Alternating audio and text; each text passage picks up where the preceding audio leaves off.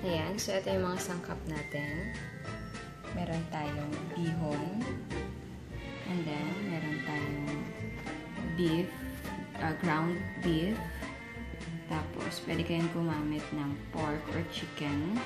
Meron tayong aswete seed or the anato. And then, meron tayong shrimp na broth cubes and chicken cubes. Sa chicken natin, pwede kayo mag-substitute ng pork or beef. Then, meron tayong all-purpose flour.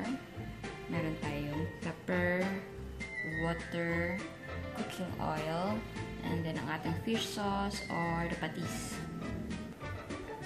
Ito naman para sa toppings natin. Meron tayong boiled eggs. Meron tayong boiled na chicken, shredded. Pwedeng gumamit tayo ng pork or beef. Meron tayong boiled na shrimp. Meron tayong green onions, kalamansi, at chicharon.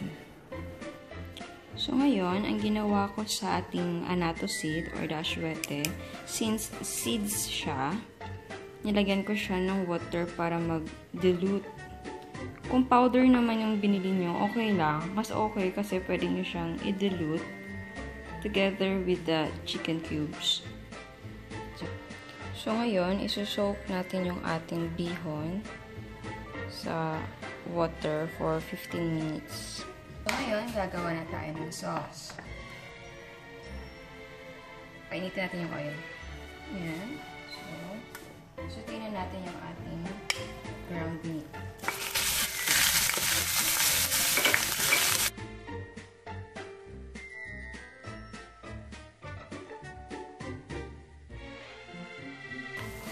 Add natin yung water. Tapos yung ating chicken cubes. Add natin yung ating aswete. Ayan, add natin yung ating shrimp na cubes. Simmer natin siya for 5 minutes. So, ngayon, ilalagay natin yung flour natin. Ang ginawa ko, dinilute ko siya sa water para hindi magbuo-buo paglagay. Ayan. So, yan. Ang ating sauce ay thick na. Maglalagay tayo ng patis. Konting patis lang kasi sa totoo lang, yung sauce natin medyo medyo maalat na. So, lagay tayo ng paminta. So, yan. Halu-haluin natin. Yan. So, set aside muna natin yung ating sauce. Ngayon, lulutuin natin yung ating bihon. So, yan. Mag-a-assemble na tayo ng ating palabok.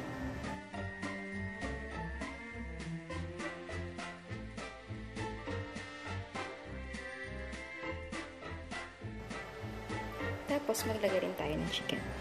Yan. At ang ating kalamansi. Yan. So, ito na yung ating pinakamadaling gawin na palabok. Actually, nakuha ko yung recipe online. May mga pinago lang ako na konti. Nagawa tayo ng mga substitution sa mga recipe. Pero the idea is still the same. O nga pala, may mga quick notes lang ako. Lalo na sa mga measuring spoon and cups. Ang gamit ko talaga na spoon ay yung measuring spoon talaga. For baking or for cooking, I think this is the standard one. Huwag kayong gumamit ng ginagamit na pangkain. Kasi mag-iiba ang measurements niyo. Then sa cups din, ang gamit ko, yung measuring cup. Yung pang cooking talaga, hindi yung mga baso natin sa bahay or tasa sa bahay. So, yun. And dun sa all-purpose flour, I think you could use cornstarch as well. Kasi, ang purpose naman ng all-purpose flour is para malapot yung ating sauce. So, yun. At o nga pala, para hindi magbuo-buo ang inyong flour paglagay nyo, yung halong normal nyo, medyo lakasan. I mean, yung parang mas mabilis rather yung paghalo. Kasi ang tendency, pag mabagal yung halo mo, magbubuo ang iyong flour. At wag nyong ibuhos agad lahat ng flour nyo. Bali, gradually, dahan-dahan. So, yun.